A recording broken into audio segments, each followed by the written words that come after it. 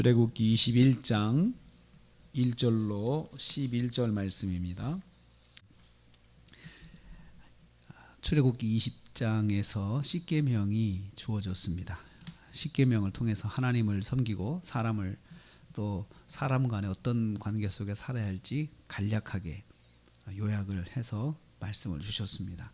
오늘 말씀은 이스라엘 백성이 살면서 지켜야 할 율법의 사항들을 구체적으로 말씀하시는 것을 내용으로 하고 있습니다. 그래서 이제 오늘 말씀부터는 구체적인 사항들을 조목조목 이제 주제를 정하여서 말씀을 해 주시고 있습니다. 먼저 히브리 종에 관한 율법입니다. 히브리 종에 관해서 말씀을 주시는데요. 이 유대인들이 애굽에서 430년 동안 노예 생활, 종 생활을 했잖아요. 그래서 종에 관한 규정을 먼저 설명을 하시는 것입니다. 첫째로 히브리 사람은 영원한 종이 되지 않아야 합니다. 히브리 사람끼리는 자기 동족을 영원히 종으로 삼으면 안 된다는 것입니다. 히브리 사람도 살다가 어쩔 수 없이 경제적인 문제로 종이 될 수 있습니다. 경제적으로 이제 빚을 갚지 못해서 종이 될 수 있는데, 그렇다 하더라도 6년 동안만 종이 되고 7년째는 자유의 몸으로 풀어줘라, 그 말씀입니다. 그래서 영원히 그 유대인끼리 서로 종을 삼지 않도록 그렇게 하나님께서 규정을 하셨습니다. 만일 혼자 왔으면 혼자 종이 되면 되고, 가족으로 왔으면 종으로 왔을 때 가족 전체가 종에서 해방되는 것입니다. 혼자 종이 되었는데 종살이 하다가 결혼하여 가족이 생겼다면 그 가족은 주인에게 속하여서 자유하지 못했습니다. 주인의 소유가 되기 때문에 그렇습니다. 히브리 사람은 자기 민족끼리 영원한 종을 만들지 말아야 한다. 이게 하나님의 말씀입니다. 주인은 이 점을 기억하고 양보해야 되겠죠. 주인이 양보를 해야 되는 것입니다. 하나님 말씀에 쫓아서 이제 6년이 지나면 주인이 양보해서 내놓아야 됩니다. 그것을 하나님께 요구하셨습니다. 두 번째로, 스스로 영원한 종이 되고자 하는 사람은 공증을 해야 합니다. 공증. 그냥 내가 영원한 종이 되겠습니다, 이걸로 안 됩니다. 만일 종이 주인을 존중하고 참 내가 이 주인을 영원히 섬기면 참 좋겠다, 참 이분은 내가 주인으로 섬겨서 내 인생에 정말 유익한 분이시다 라고 생각을 한다면, 또 이제 이런 경우도 있습니다. 혼자 왔는데 가족이 생겼어요. 근데 자기가 혼자 자유할 수 없어요. 그런데 이 주인이 굉장히 인격적이고 또 잘 해줬어요. 그래서 그 종으로서 살고 싶어요. 그러면 그냥 종이 되면 안 되고, 영원한 종으로 살고 싶다면 상정과 함께 재판장에게 가서 공증을 하는 것입니다. 공증을 하는데 어떻게 하느냐 하면요, 재판장 앞에 가서 문이나 그 문설주에 귀를 대고 자신의 귀를 뚫어야 하는 것이죠. 귀를 뚫어서 표시를 하는 거예요. 귀를 뚫어서. 그러면 나는 영원한 종입니다. 나는 누구에게 속한 영원한 종입니다. 이것을 표시하는 겁니다. 이것은 이 사람이 살면서 변심해서 그걸 포기하는 것, 자기가 서약한 것을 포기하는 것을 방지하는 것입니다. 스스로 종으로 헌신하고자 하면 재판장 앞에서 공정하여 종이 될 수 있지만, 그 마음을 변할 수 있는 길을 딱 차단하는 것입니다. 그래서 주인이 손실을 보지 않게 하는 거예요. 아무리 속상해도 약속은 지켜야 된다. 그래서 그 약속을 강제적으로 지킬 수 있는 길이 공증입니다. 그래서 공증을 귀를 뚫어서 보여주는 것입니다.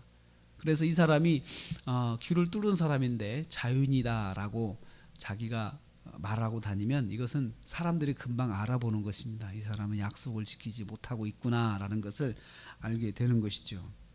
그래서 그 공증의 절차를 통해서 종이 되라라고 했습니다. 그래서 그냥 단순히 그 자기가 마음이 갑자기 감동이 된다거나 갑자기 어떤 마음의 생각이 들어서 나는 이 사람의 종이 되어야겠다고 말로 고백하는 것으로 그치지 않게 하시는 것입니다. 하나님께서는 성도가, 하나님의 백성이 약속을 하면 끝까지 지킬 수 있도록 그걸 원하신 거예요. 특별히 종이 되어 섬긴다고 하는 것, 이것은 변하지 않아야 되는 것이죠. 세 번째로 여종의 경우가 조금 이제 자세하게 설명이 되어 있습니다. 여종은 그 집 종이 되면 동시에 그 주인의 가족이 되는 것입니다. 그래서 그 부인의 역할을 하고 또 가족의 역할을 하는 것인데, 그렇기 때문에 6년이 지나더라도 그 여종은 자유할 수가 없죠. 가족이 되기 때문에 자유할 수가 없는 것입니다. 그런데 이런 경우는 있습니다. 주인이 가족처럼 대하지 않았어요. 그러면 여종은 값을 지불하고, 자기 몸값을 지불하고 속전을 내는 거죠. 내고 자기가 스스로 자유할 수가 있습니다. 그래, 가족이기 때문에 가족으로서 이 여종을 데려갔을 때 내가 아들한테 줘야 되겠다라고 그런 계획을 해서 했다면 딸처럼 대하라 그거예요. 딸처럼.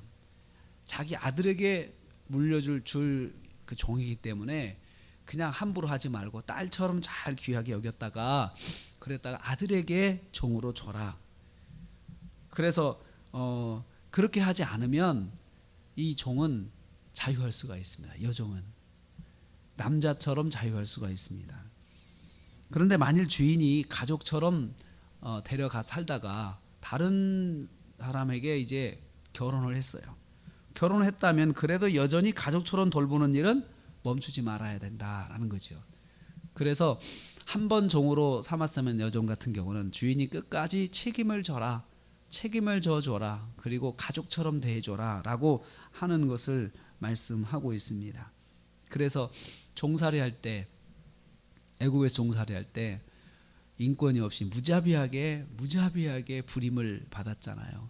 그것을 하나님께서 기억하게 하시면서 가족처럼 대하라, 종이라 하더라도 가족처럼 대하고, 또 종에게 자유할 수 있는 때가 오면 자유해줘라, 풀어줘라. 이것을 주인이 양보하라고 하나님께서 그렇게 규정을 하신 것입니다. 히브리 여종의 경우 주인의 가족이 되었기 때문에 자유할 수가 없습니다. 그러나 주인이 가족처럼 대우를 하지 않았다면 여종은 속전을 내고 자유할 수가 있고, 또한 주인이 가족의 의무를 다하지 않았다면 7년째는 무상으로 자유하게 되는 것입니다. 이것은 히브리 사람들끼리 동족을 종으로 삼는 일은 하지 마라. 영원한 종으로 삼는 일을 하지 마라. 살다 보면 부채 관계 때문에 그 부채를 갚기 위해서 종이 될 수는 있다. 그렇지만 6년이 지나면 반드시 거기서 자유를 하게 해줘라 라고 해서, 이 사람들 간에 살면서 그 부채 관계로 종이 되는 문제를 영원한 사랑을 묶는 걸로 하지 마라라고 그렇게 하나님께서 규정을 해주신 것입니다. 히브리 종은 그러면서 영원한 종이 되고 싶은 자기 결정에 의해서 그 존중해서 자기 결정으로 종이 될 수 있는데, 그러려면 그 약속을 꼭 지켜야 된다라는 것을 하나님께서 말씀해 주셨습니다. 오늘 우리는 이 말씀을 통해서 하나님께서 같은 성도끼리 종으로 묶지 마라, 영원히 묶지 마라. 어떤 문제가 있어서, 어떤 부채 관계 이런 것이 있어가지고 그럴 때는 그것으로 영원히 그 사람을 묶지 말고, 그리고 자유를 줘라 라고 하는 것을, 그 권리를 가진 사람에게 하나님께서 법으로 강제하시는 거예요. 그래서 하나님의 백성이면은 그 말씀을 따라서 내가 이 정도에서 양보를 해야 되겠구나 라고 하는 생각을 하게 되는 거죠.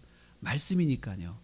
하나님 말씀이니까 내가 양보를 하는 것이지, 그것이 어떤 사회적으로 옳고 그것이 우선이 아닙니다. 하나님 말씀이기 때문에. 그래서 하나님의 백성은 하나님 말씀이면 그 말씀 따라서 내가 양보를 하고, 또 한 번 약속을 했으면 끝까지 지킬 수 있도록 하나님께서 강제하셨는데, 그 하나님 백성의 삶의 모습입니다. 하나님 백성은 하나님의 이름으로 약속한 것은 무슨 일이 있어도 지켜야 합니다. 그것을 하나님께서 우리에게 말씀하셨습니다. 오늘 하루를 또 시작합니다. 하루를 사시면서 오늘도 우리는 하나님의 백성으로서의 마땅한 삶의 모습을 말씀을 통해서 우리가 가지고, 내가 말씀이니까 그렇게 살아야지, 말씀이니까 살아야지, 이렇게 순종하시면서 오늘 하루도 승리하시는 저와 여러분 되시기를 주님의 이름으로 축복합니다.